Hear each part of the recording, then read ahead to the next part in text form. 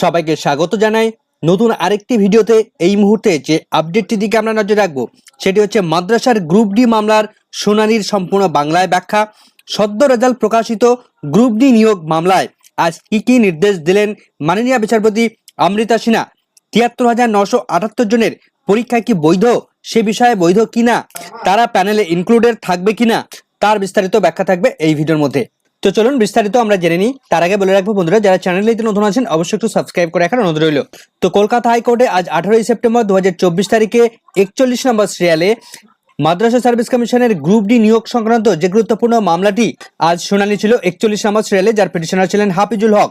2011 সালে যে সমস্ত ক্যান্ডিডেটরা পরীক্ষা দিয়েছিলেন 24,000 প্লাস ক্যান্ডিডেট, সেই সমস্ত ক্যান্ডিডেটদের পক্ষ থেকে করা এই মামলায় আজ শুনানি করিয়েছেন মাননীয় বিচারপতি।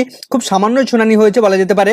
তাদের মূল দাবি ছিল যে শুধুমাত্র যেহেতু তারা প্রথমে পরীক্ষা দিয়েছিল, বাকিরা পরীক্ষা দিতে পারেনি বা কোনো কারণে পরীক্ষা দেয়নি, তো তার কারণে এই 24,000 প্লাস ক্যান্ডিডেটদের শুধুমাত্র রেজাল্ট প্রকাশ করা হোক। বাকি নতুন করে যারা এই পরীক্ষা দিলেন 73,000 ক্যান্ডিডেট, তাদেরকে যেন রেজাল্ট পাবলিশ না করা হয়। তাদের মূল দাবি ছিল এটাই। কিন্তু ততক্ষণে মাদ্রাসা সার্ভিস কমিশন 1 সেপ্টেম্বর 2024 তারিখে তারা 73,000 জন ক্যান্ডিডেটের আবার নতুন করে পরীক্ষা কমপ্লিট করে ফেলেছে। তো সেই পরীক্ষাটিকে নিয়েই তাদের মূল আপত্তি, এবং যাতে করে সেই পরীক্ষা ক্যান্সেল করানো যায় তার জন্য তারা এই কলকাতা হাইকোর্টে পিটিশন ফাইল করে।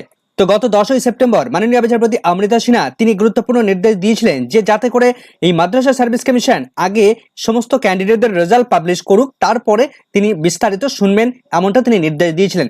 যেমনটা ডিভিশন বেঞ্চ সমস্ত ক্যান্ডিডেটদেরকে নিয়ে নতুন করে প্যানেল প্রিপেয়ারের নির্দেশ দিয়েছিলেন। তো সেখানে 12 সেপ্টেম্বর 2024 তারিখ লাস্ট ডেট ছিল প্যানেল পাবলিশের।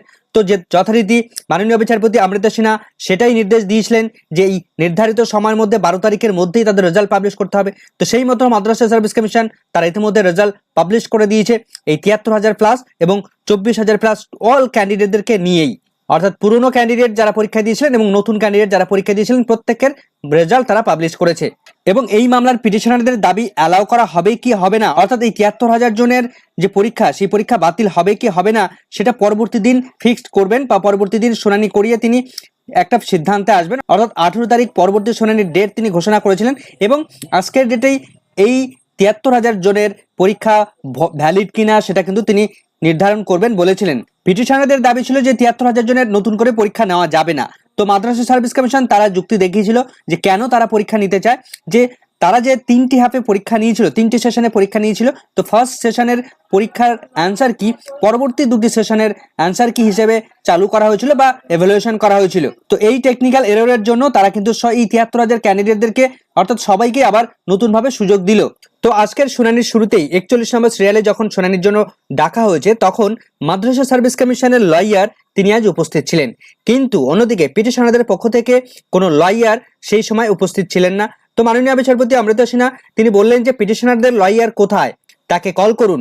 তো মাদ্রাসা সার্ভিস কমিশনের লয়ার তিনি বলেন যে পিটিশনার যারা রয়েছেন তারা এই রিক্রুটমেন্ট প্রসেসে তারা পাস করেনি, অর্থাৎ ইন্টারভিউর জন্য তারা কোয়ালিফাই করেনি। তো আবার মাননীয় বিচারপতি জিজ্ঞেস করলেন যে পিটিশনাররা কোথায় আছে। তো তখন মাদ্রাসা সার্ভিস কমিশনের লয়ার তিনি বলেন যে নির্ধারিত কোর্টের যে নির্ধারিত টাইমলাইন ছিল সেই টাইমলাইনের মধ্যেই তারা মাদ্রাসা সার্ভিস কমিশনের গ্রুপ ডি রেজাল্ট তারা পাবলিশ করে দিয়েছে তাদের ওয়েবসাইটে। লাস্ট ডেট 12 তারিখ ছিল, সেই 12 তারিখেই তারা রেজাল্ট পাবলিশ করতে পেরেছে। বিচারপতি বলেন অলরাইট। তো বিচারপতি আবারও বলেন যে পিটিশনাররা কোথায় আছে। তো পিটিশনারের অ্যাডভোকেট তিনি পাশে দাঁড়িয়েছিলেন, তো তখন তাকে ঠেলে ঠেলে একটু সামনের দিকে আনাতে তিনি জিজ্ঞেস করেন যে আপনি পিটিশনারের লয়ার। তো তখন মাননীয় বিচারপতি বলেন টেক ইট টুমোরো, অর্থাৎ আগামী কালকে অর্থাৎ 19 সেপ্টেম্বর 2024 তারিখে এই মামলাটি পুনরায় শুনানির জন্য লিস্টেড রাখলেন।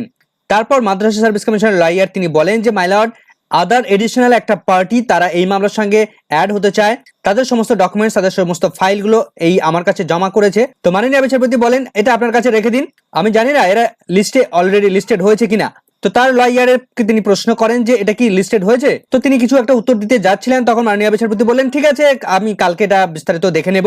তো কালকের শুনানির জন্য পিটিশনার বা মাদ্রাসা সার্ভিস কমিশনের লয়ার কেউই কোনো আপত্তি করলেন না। তার ফলে মাদ্রাসা সার্ভিস কমিশনের গ্রুপ ডির এই মামলাটি আজ পাস ওভার হয়ে গেল, অর্থাৎ আজ আর বিস্তারিত কোনো শুনানি হলো না বা তিনি আর বিস্তারিত কিছু শুনলেন না। কেননা আমরা দেখেছি ইতিমধ্যে লাইভ স্ট্রিমিং যদি দেখি তাহলে দীর্ঘ টাইম পেরিয়ে গেছে। এই মামলাটি উঠেছিল একদম লাস্ট আওয়ারের দিকে, অর্থাৎ খুব সম্ভবত 4টের খুব কাছাকাছি সময় গিয়ে এই মামলাটি উঠেছিল। তার ফলে মাননীয় বিচারপতির কাছে আর কোনো রকম ভাবে টাইম ছিল না এই মামলাটি আর বিস্তারিত শুনানি করানোর। শুধুমাত্র জাস্ট কি অবস্থায় রয়েছে সেটা তিনি জানার জন্য এটা কিন্তু তিনি কল করেছিলেন।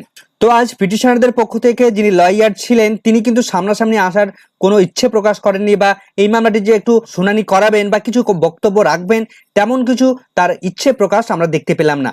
তো যাই হোক, আগামীকাল 19 তারিখ কিন্তু এই মামলাটি শুনানির জন্য লিস্টেড রাখা হয়েছে। তো কালকে এই মামলাটি বিস্তারিত শুনানি হবে, কি হবে সেদিকে কিন্তু আমাদের নজর থাকবে।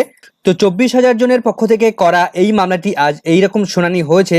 তো লাস্ট যে শুনানি হয়েছিল 10 তারিখে, 10ই সেপ্টেম্বর, সেদিন মাননীয় বিচারপতি অমৃতা সিনহা তিনি কিন্তু গুরুত্বপূর্ণ নির্দেশ একটা দিয়েছিলেন, একটা লাইন সেখানে তিনি বলেছিলেন যে এই মাদ্রাসা সার্ভিস কমিশনের রেজাল্ট প্রকাশ তিনি নির্দেশ দিচ্ছেন ঠিকই, কিন্তু এই রেজাল্ট মানে এই রিট পিটিশনের যা লাস্ট ফাইন্ডিং হবে, অর্থাৎ outcome of the writ petition, তার উপর নির্ভর করবে এই মামলার বা এই রিক্রুটমেন্ট প্রসেসের ভবিষ্যৎ।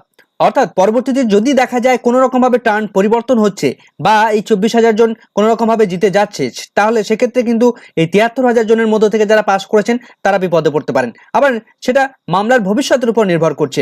অর্থাৎ রিট পিটিশন তার যে ফাইন্ডিংস আসবে সেই ফাইন্ডিংসটাই কিন্তু তাদেরকে মেনে নিতে হবে। তো আপাতত তাদের রেজাল্ট প্রকাশ হলেও এই রিট পিটিশনে যা অর্ডার আসবে সেই অর্ডারটাকে কিন্তু প্রত্যেক ক্যান্ডিডেটকে মেনে নিতে হবে। তো আজ যেটুকু বোঝা গেল যে পিটিশনারদের লয়ার তিনি কিন্তু আজ বিশেষভাবে মুভমেন্ট করতে চাইলেন না বা মুভমেন্ট করলেন না। তো কালকে দেখা যাক কি তিনি তার মোটিভেশন কি হয়। তো কালকে দেখা যাক তার শুনানি করানো বা এই মামলাটি লড়ার ইচ্ছে আছে কি নেই, সেদিকে কিন্তু নজর থাকবে। তো দেখা যাক আগামীকাল কি কি আপডেট উঠে আছে সেদিকে আমাদের নজর থাকবে। আপাতত এই ভিডিওটি এখানেই শেষ করছি। ভিডিওটি সম্পূর্ণ দেখার জন্য সকলকে ধন্যবাদ।